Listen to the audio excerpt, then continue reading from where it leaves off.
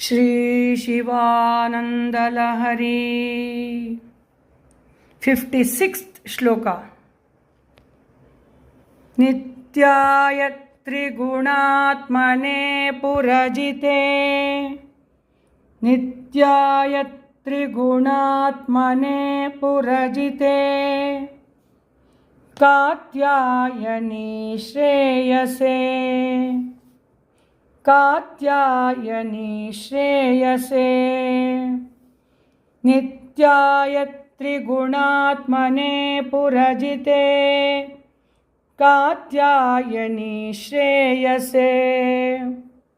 सत्यायादि कुटुंबिने, मुनिमनः प्रत्यक्ष चिन्मूर्तये। सत्यायादि कुटुंबिने, मुनिमनः प्रत्यक्ष चिन्मूर्तये। सत्यायादि कुटुंबिने, मुनिमनः प्रत्यक्ष चिन्मूर्तये। माया सृष्ट जगत्त्रयाय, सकलाम्नायान्त संचारिणे। माया सृष्ट जगत्त्रयाय, सकलाम्नायान्त संचारिणे। माया सृष्ट जगत्त्रयाय, सकलाम्नायान्त संचारिणे।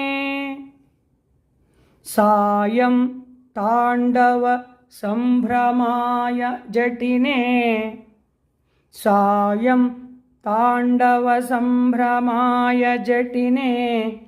सेयं नतिष्यं भवे, सेयं नतिष्यं भवे।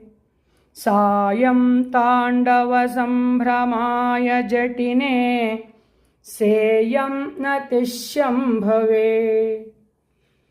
नित्याय त्रिगुणात्मने पुरजिते, कात्यायनी श्रेयसे।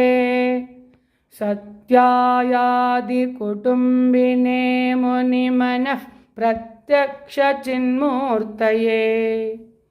माया सृष्ट जगत्त्रयाय, सकलाम्नायान्त संचारिणे। सायं ताण्डव संभ्रमाय जटिने, सेयं नतिष्यं भवे। नित्याय त्रिगुणात्मने पुरजिते, कात्यायनी श्रेयसे। सत्यायादि कुटुंबिने, मुनिमनः प्रत्यक्ष चिन्मूर्तये। माया सृष्ट जगत्त्रयाय, सकलाम्नायान्त संचारिणे। सायं ताण्डव संभ्रमाय जटिने, सेयं नतिष्यं भवे। नेक्स्ट। नित्यं स्वोदरपूरणाय सकलान्, नित्यं स्वोदरपूरणाय सकलान्। उद्दिश्य वित्ताशया, उद्दिश्य वित्ताशया। नित्यं स्वोदरपूरणाय सकलान्, उद्दिश्य वित्ताशया। व्यर्थं पर्यटनं करोमि भवतः, व्यर्थं पर्यटनं करोमि भवतः। सेवां न जाने विभो, सेवां न जाने विभो। व्यर्थं पर्यटनं करोमि भवतः, सेवां न जाने विभो।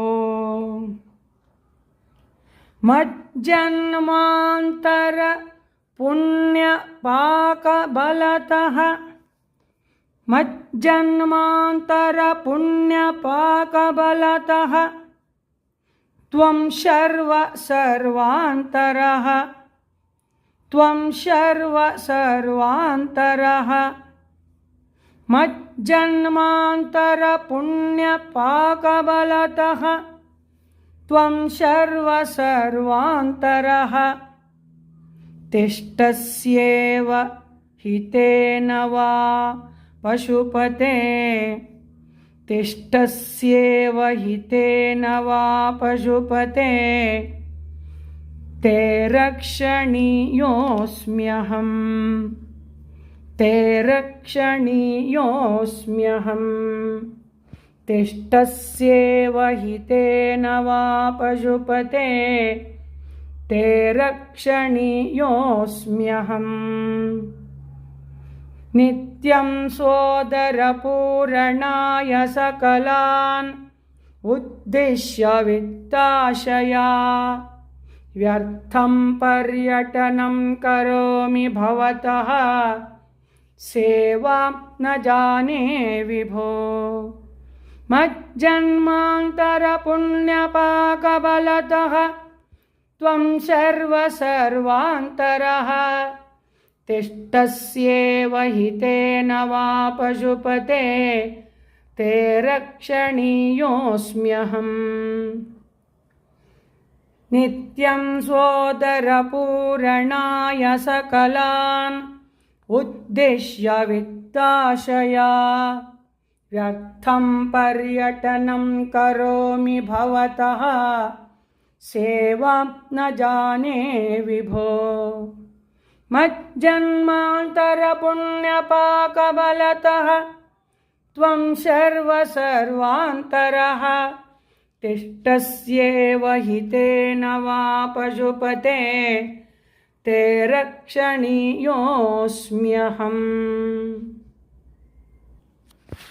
नेक्स्ट एको वारिजबान्धवः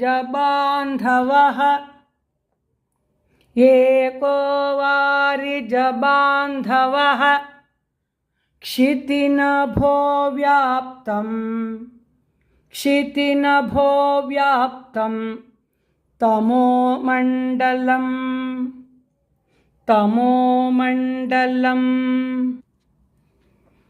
एको वारिजबान्धवः क्षितिनभो व्याप्तं तमोमण्डलम् एको वारिजबान्धवः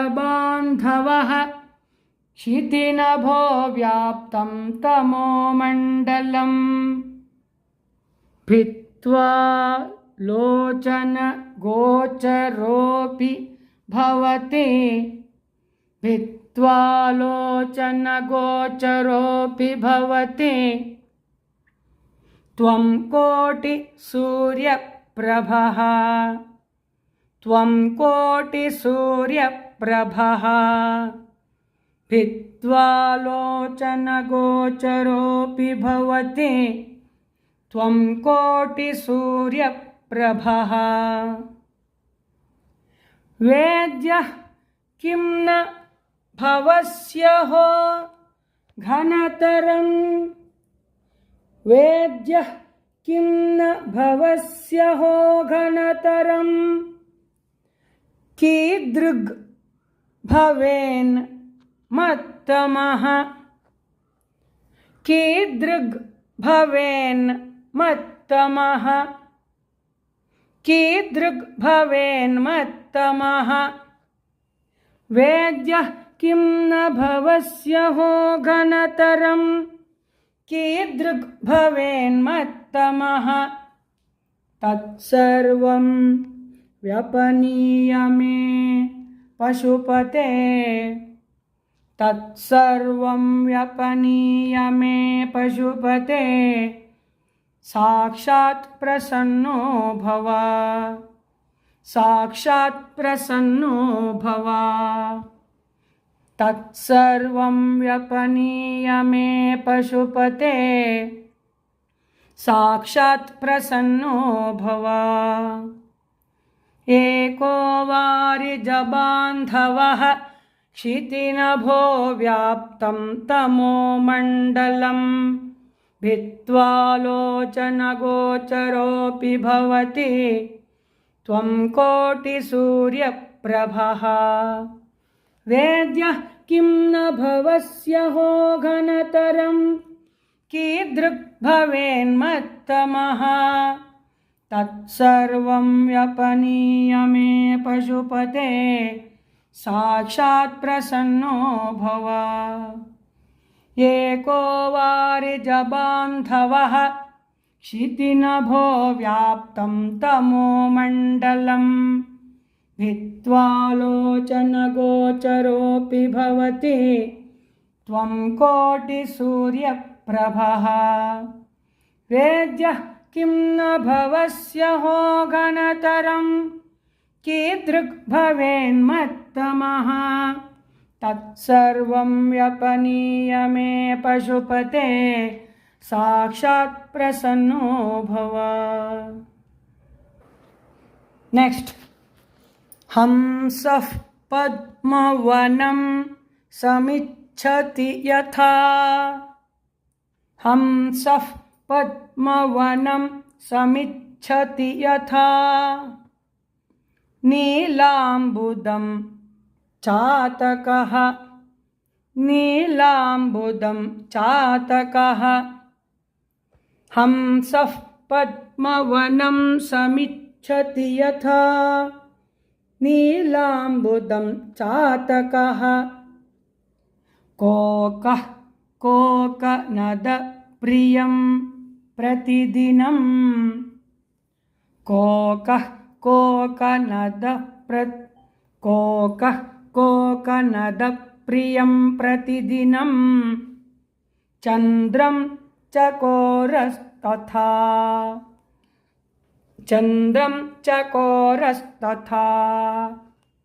कोकः कोकनदप्रियं प्रतिदिनं चन्द्रं चकोरस्तथा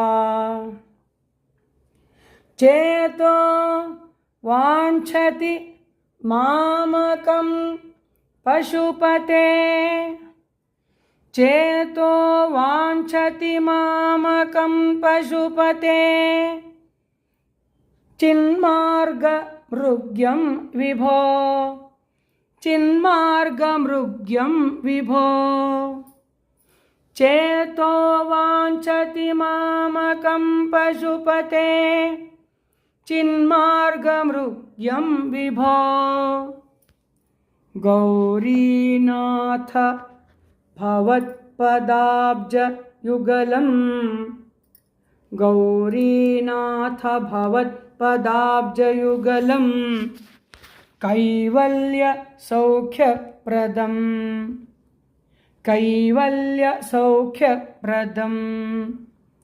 गौरीनाथ भवत्पदाब्जयुगलं कैवल्यसौख्यप्रदं हंसः पद्मवनं समिच्छति यथा नीलाम्बुदं चातकः कोकः कोकनदप्रियं प्रतिदिनं चन्द्रं चकोरस्तथा चेतो वाञ्छति मामकं पशुपते चिन्मार्गमृग्यं विभो गौरीनाथ भवत्पदाब्जयुगलं कैवल्यसौख्यप्रदं हंसः पद्मवनं समिच्छति यथा नीलाम्बुदं चातकः कोकः कोकनदप्रियं प्रतिदिनं चन्द्रं चकोरस्तथा चेतो वाञ्छति मामकं पशुपते चिन्मार्गमृग्यं विभो गौरीनाथ भवत्पदाब्जयुगलं कैवल्यसौख्यप्रदम्। नेक्स्ट रोधस्तोय हृतश्रमेण पथिकः रोधस्तोय रोदस्तोयहृतश्रमेण पथिकः छायां तरोर्वृष्टितो छायां तरोर्वृष्टितो रोदस्तोयहृतश्रमेण पथिकः छायां तरोर्वृष्टितो भीतस्वस्थगृहं गृहस्थमतिथिः भीतस्वस्थगृहं गृहस्थमतिथिः दीनः प्रभुं धार्मिकं दीनः प्रभुं धार्मिकं भीतस्वस्थगृहं गृहस्थमतिथिः दीनः प्रभुं धार्मिकम् दीपं सन्तमसाकुलश्च शिखिनं दीपं सन्तमसाकुलश्च शिखिनं शीतावृतस्त्वं तथा शीतावृतस्त्वं तथा दीपं सन्तमसाकुलश्च शिखिनं शीतावृतस्त्वं तथा चेतः सर्वभयापहं व्रजसुखं चेतः सर्वभयापहं व्रजसुखं शम्भोः पदाम्भोरुहं शम्भोः पदाम्भोरुहं चेतः सर्वभयापहं व्रजसुखं शम्भोः पदाम्भोरुहं रोदस्तोयहृतश्रमेण पथिकः छायां तरोर्वृष्टितो भीतस्वस्थगृहं गृहस्थमतिथिः दीनः प्रभुं धार्मिकं दीपं सन्तमसाकुलश्च शिखिनं शीतावृतस्त्वं तथा चेतः सर्वभयापहं व्रजसुखं शम्भोः पदाम्भोरुहं रोदस्तोयहृतश्रमेण पथिकः छायां तरोर्वृष्टितो भीतस्वस्थगृहं गृहस्थमतिथिः दीनः प्रभुं धार्मिकं दीपं सन्तमसाकुलश्च शिखिनं शीतावृतस्त्वं तथा चेतः सर्वभयापहं व्रजसुखं शम्भोः पदाम्भोरुहं. Let us practice once. नित्याय त्रिगुणात्मने पुरजिते कात्यायनी श्रेयसे सत्यायादिकुटुम्बिने मुनिमनः प्रत्यक्षचिन्मूर्तये मायासृष्टजगत्त्रयाय सकलाम्नायान्तसञ्चारिणे सायं ताण्डवसम्भ्रमाय जटिने सेयं नतिशम्भवे नित्यं सोदरपूरणाय सकलान् उद्दिश्य वित्ताशया व्यर्थं पर्यटनं करोमि भवतः सेवां न जाने विभो मज्जन्मान्तरपुण्यपाकबलतः त्वं सर्वान्तरः तिष्ठस्येव हि तेन वा पशुपते ते रक्षणीयोऽस्म्यहम् एको वारिजबान्धवः क्षितिनभो व्याप्तं तमोमण्डलं भित्त्वालोचनगोचरोऽपि भवति त्वं कोटिसूर्यप्रभः वेद्यः किं न भवस्यहो घनतरं कीदृक् भवेन्मत्तमः तत्सर्वं व्यपनीय मे पशुपते साक्षात् प्रसन्नो भव हंसः पद्मवनं समिच्छति यथा नीलाम्बुदं चातकः कोकः कोकनदप्रियं प्रतिदिनं चन्द्रं चकोरस्तथा चेतो वाञ्छति मामकं पशुपते चिन्मार्गमृग्यं विभो गौरीनाथ भवत्पदाब्जयुगलं कैवल्यसौख्यप्रदम्